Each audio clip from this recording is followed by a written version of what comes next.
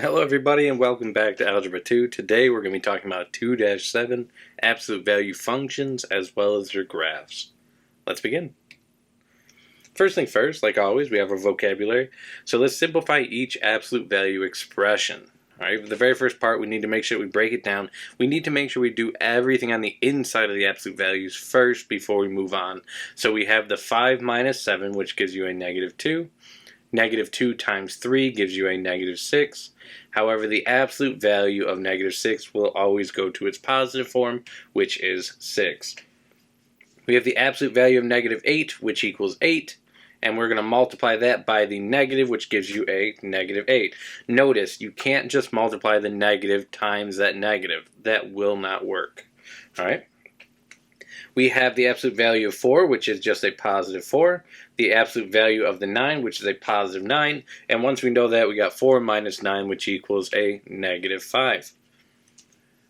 And last but not least, we have the absolute value of 2 minus the absolute value of 5. Well, again, we always do the innermost absolute value first. So we have the absolute value of 5, which is 5. We then have 2 minus 5, which is a -3. But the absolute value of that is going to equal a positive 3.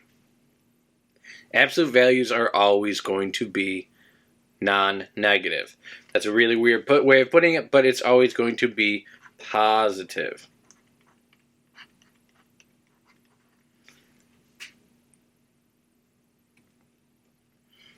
Now we're also going to be talking about line of symmetry today. So the symmetry is going to be the word that we're going to be mainly focusing in on today. Symmetry is a correspondence in size, shape, and relative position of parts in opposite sides of an axis of symmetry. Alright, so the graph of y equals the absolute value of x is a mirror image of itself over the axis of symmetry, which happens to be x equals 0, also known as the y-axis. Alright, so let's draw the line of symmetry through each figure. Remember, if you're doing the line of symmetry, that means if you kind of were to fold it together like a book, they would lie perfectly on top of one another. So in order for me to draw a line of symmetry through the first shape, it's going to have to go straight through the middle vertically. Alright, whereas the next shape, shape number 2, it's going to be straight through the middle. However, it's going to be horizontal. Because again, it needs to be able to fold on top of the other side and match perfectly, which means that the third shape will also be a horizontal line of symmetry. Cross out the graph that does not show symmetry around the y-axis. Well, around the y-axis means that if we were to fold this graph over this line right here, that would not land perfectly on top of one another, and it would not make a nice little graph. Well, if I were to fold this one over, it would match. If I folded this one over, it would also match. However, if I were to fold the final graph over, you would get something that looks very, very similar to this, which is the complete opposite, and it's not falling upon itself, and therefore, this would be the only graph that we would not consider symmetric around the y-axis. Problem number 1. Graphing an absolute value function. What is the graph of a function y equals the absolute value of x plus 2? How is the graph different from its parent function, which is just the absolute value of x? Part 8. Complete the table of values. If we know that our x value is -3, we can plug that -3 in. We would then get a positive 3 plus 2, which gives you the 5. A -1 would become a positive 1 plus 2, which again gives you 3. We then have the 0 plus 2, gives you that 2. We have the 1 plus 2, as well as the 3 plus 2, which will give you the 3 and the 5 respectively. So notice, it seems like it's going to go straight down, then all of a sudden start going back up at the same pattern. So we will get a graph that does look like all the different types of graphs that you see in part 9. But which one shows the absolute value of x plus 2? Using the table from the exercise before, let's circle it. Well, it can't be the first one, because we don't see a 0, 0. 0, 0 would be right there, and that's not the case. Now it's either between the second choice or the third choice. The second choice shows that our very first point that we're going to worry about is at 2, 0. Now, we don't have any 2 zeros in the top portion, or any 2's in the x portion for that matter. Therefore, I'm going to cross that one out, and we're going to go straight to the last graph, which has 0, 2, which sure enough is one of our points right there.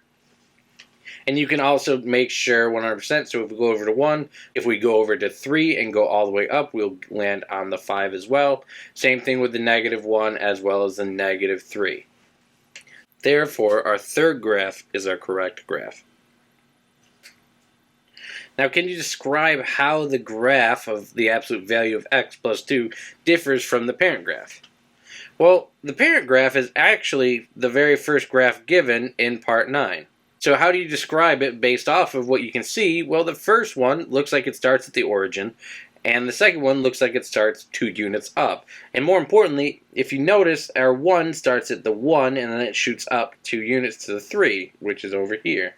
So it seems to me that the new graph, our absolute value of x plus 2 graph, is actually just being translated up 2 units.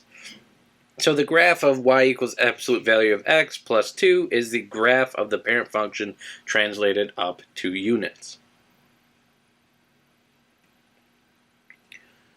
Which brings up a key concept, right? The family of absolute value functions has to still follow all the transformation rules that we talked about in the previous lesson. Which means if we're adding or subtracting, it's going to be a translation of some sort. Again, if it's on the outside, it's going to be vertical, and if it's on the inside, it's going to be horizontal, the same thing.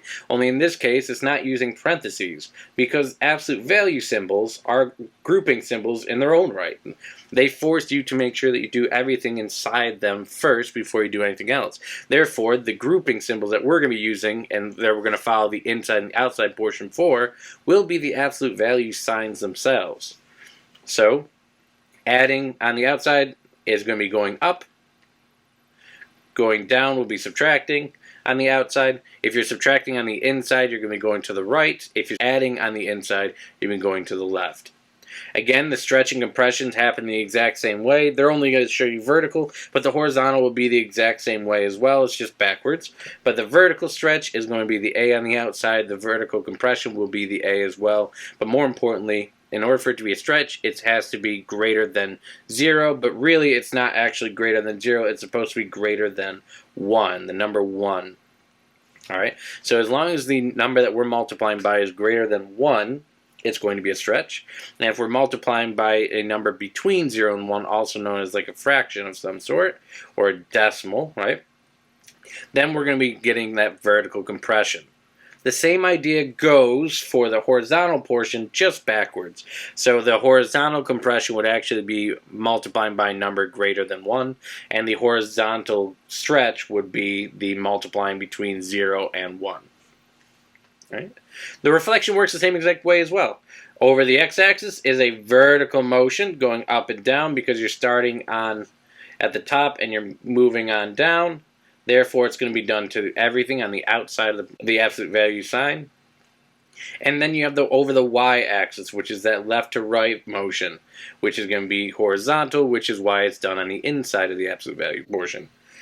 Well, place a check next to the box if the statement describes the transformation of the parent function of the y equals absolute value of x, for g of x equals the -1/3 times the absolute value of x plus 5 plus 2. In this problem, I'm going to be looking at how many there are total so that I know when I can stop.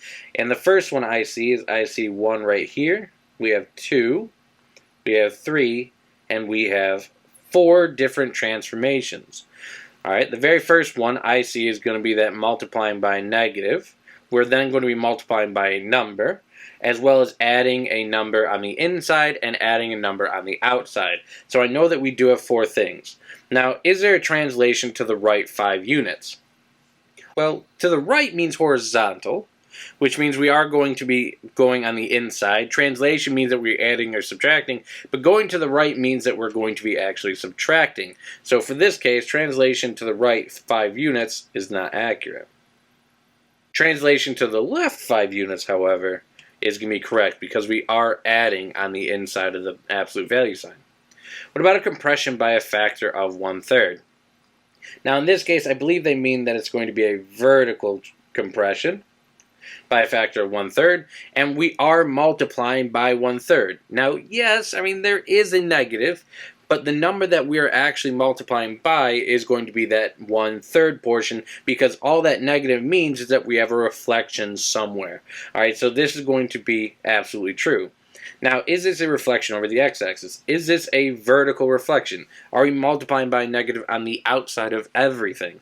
Well, for this problem, yeah. Right? So that is a reflection over the x-axis, which means that we don't have to worry about this portion, because if it's a reflection over the x-axis and there are no more negatives that we're going to be multiplying by, I know we're not doing a reflection over the y-axis. But the last little bit, translation up 2 units. Are we adding 2 units to the outside of everything? And as you can see, we are. Therefore, that is correct. And like I said before, this is not a reflection over the y-axis.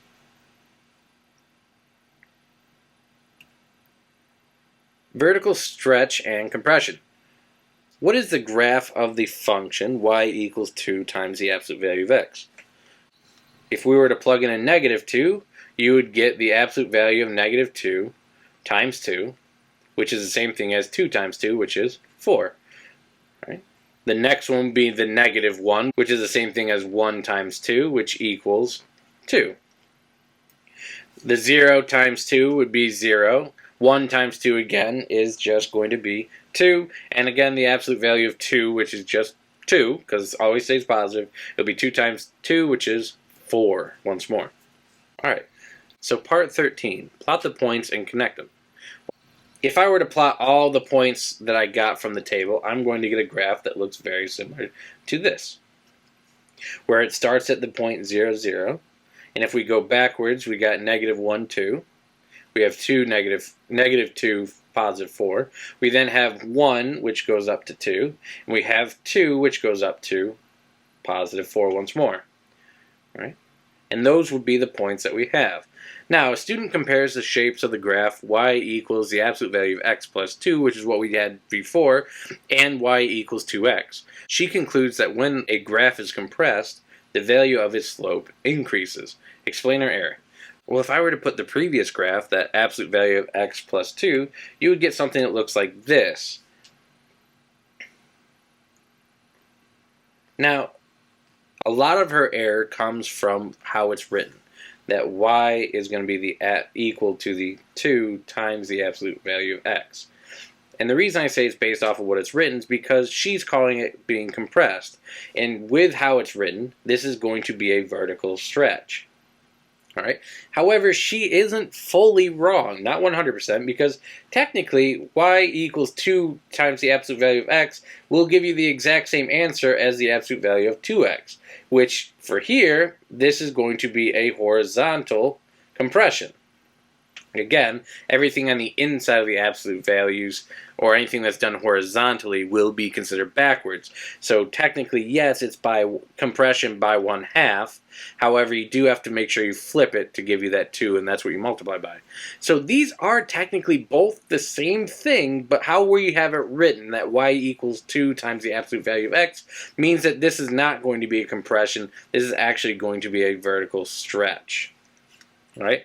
So, for the example given, the graph of y equals 2 times the absolute value of x is more narrow than the graph of y equals the absolute value of x plus 2, so she concluded that it was compressed. However, y equals 2 times the absolute value of x is actually stretched by a factor of 2, and therefore, when a graph is stretched, the absolute value of the slope increases. Problem 4. What are the vertex axes of symmetry and transformations of the function y equals the -2 times the x minus 1 minus 3? Part 15.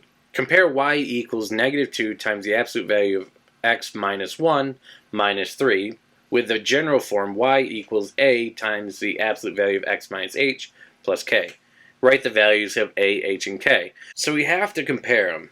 So our a value is on the outside of the absolute value, and the -2 is on the outside of the absolute value. So I know that a is going to equal -2. But this is where it gets a little bit weird, because our h is on the inside, but the h is attached to a negative sign, which means that we must do the opposite of what's given. So the h could be a -1, but since it's a negative over here, that means we have to do the opposite of -1, which is a +1. And our k is originally positive, so we can actually just take the entire number as is.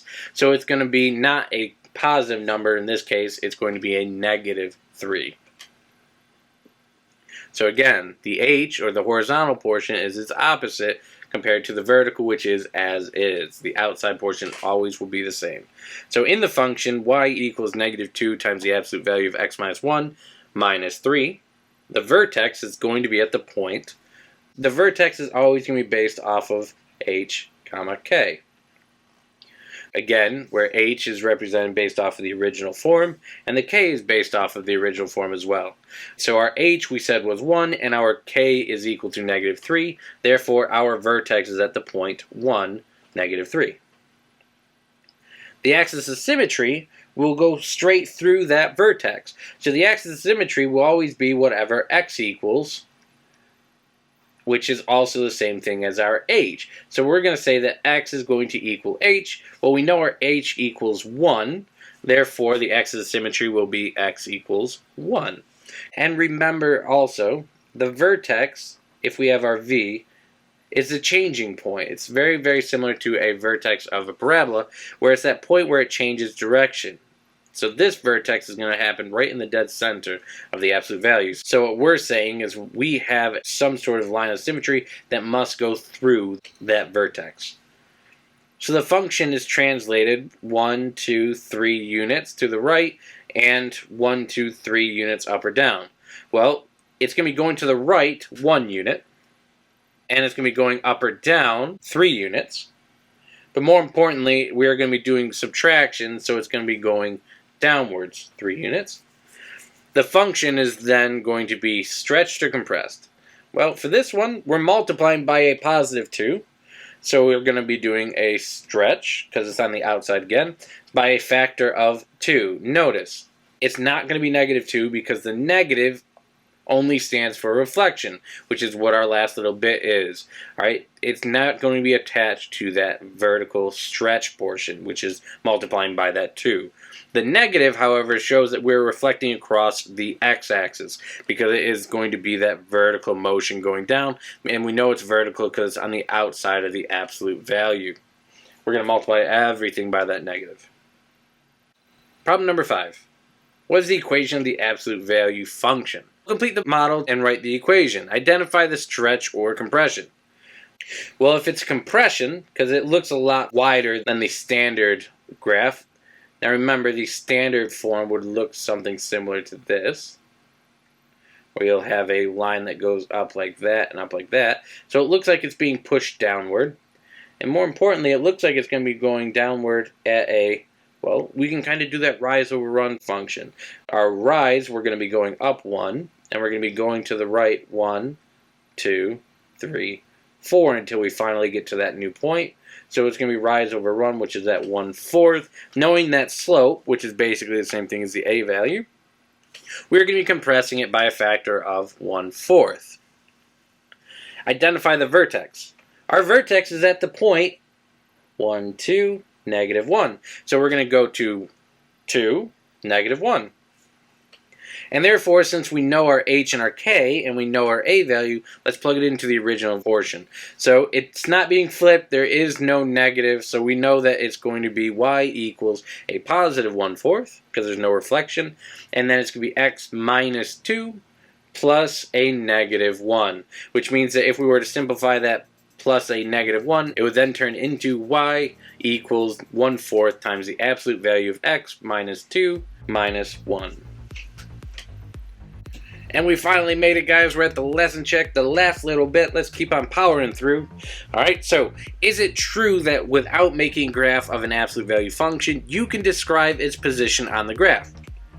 Explain with an example. Alright, so let's circle each function. Part 22, the function y equals the absolute value of x reflected across the x-axis. Across the x-axis, once again, is a vertical motion. And since it's vertical, we are going to be multiplying on the outside. And since it's going to be reflection, we're going to be multiplying by negative 1. So which one of these shows that we're multiplying by negative 1 on the outside of the function?